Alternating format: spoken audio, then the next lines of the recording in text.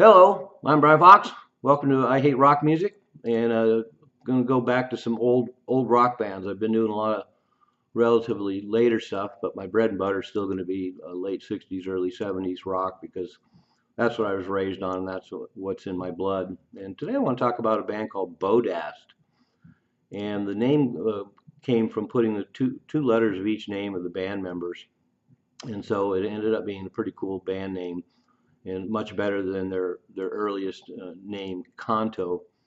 And as you'll see, there's some very notable players in the band. The main one being Steve Howe on guitar, and he had been in a psychedelic pop band that had a lot of success with a big hit called My White Bicycle, and released an album both in the UK and in Sire in the United States, a very coveted collectible. But that record was definitely of its era. It was recorded in '67, '68, and it sounds like '67. It's definitely pure pop psychedelia with a lot of interesting touches. But uh, BODAST came together, and it's Steve Howe on guitar, Clive Muldoon on guitar and vocals, Dave Curtis on bass, and Bobby Clark on drums. And they existed from May '68 to July '69. So they're right at that sweet spot where psychedelia was transitioning to more serious rock forms, and it was a really hard time for a lot of bands, and it shows you just how quickly the trajectory of rock evolved because in 1967, of course, all these amazing psychedelic bands, there's hundreds of them, particularly in the UK, and some had a lot of success, some didn't. And by 1968, things were changing, and by 1969, they were definitely changing. The British blues boom was in full swing, and a lot of bands were moving towards blues-based hard rock and blues and the like, and the psychedelia era was over quickly. '67 and early '68, it was a small window for all those bands to pop up, and some of them made the transition to the new styles pretty well, and others didn't. And BODAST kind of is a link between those. They recorded the album in 1969 at Trident Studios, so it was big time to be recording at Trident Studios.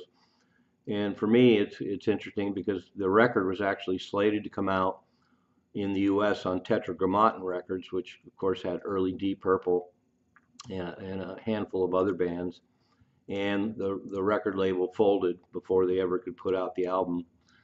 And I'm kind of surprised that another label didn't pick them up because it's a really solid record, and it seems like there would have been interest from other labels, but I still find it fascinating that they ended up on Tetragrammaton and it almost came out. And now, many years later, the record has come out, and it's really a pretty special record. Steve Howe had kind of moved on from having his guitar work buried with the psychedelic band Tomorrow, and in BODAST, his guitar work is stands out and stands alone. And a lot of the work by the band is guitar, bass, drums, and vocals. And Steve Howe's guitar work is obviously at that point just exceptional. Just an amazing guitar player, and the band really their sound is really defined by his wonderful guitar work. Obviously, he was, especially for 1969, he was extremely skilled.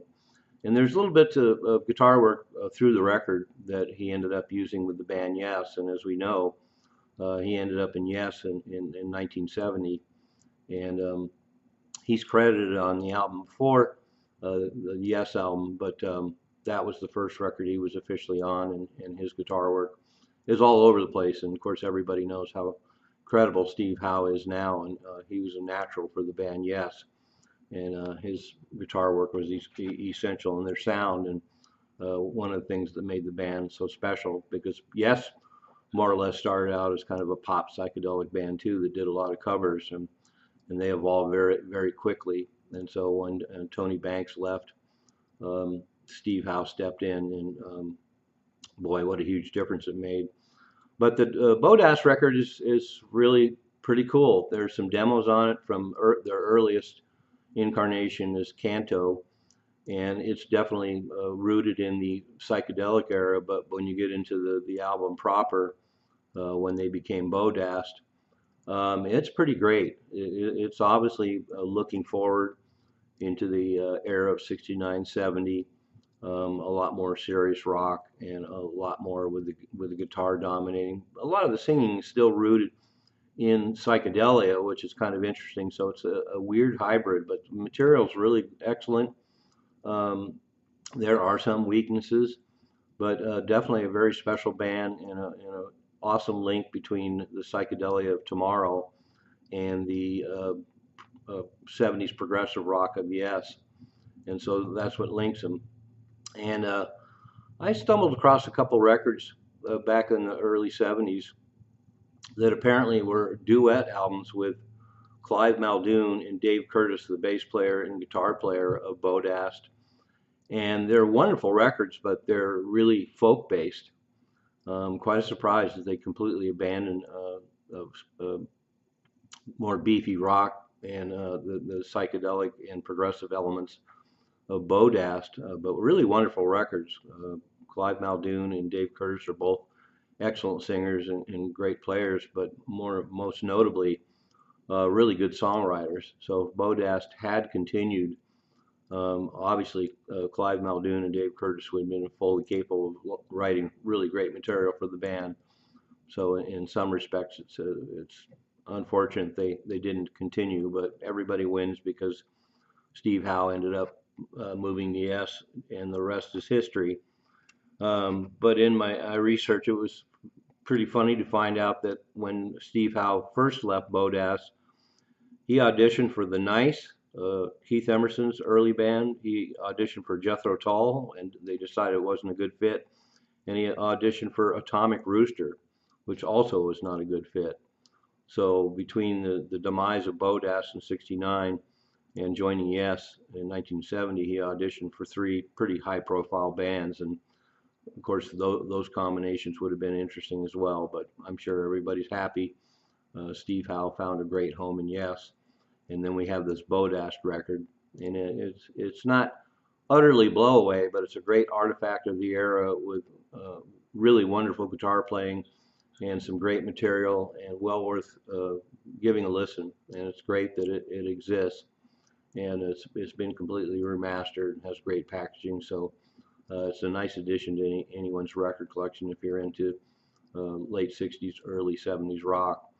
So there you have it, BODAST. Check them out. I'm Brian Fox. Thanks for watching I Hate Rock Music.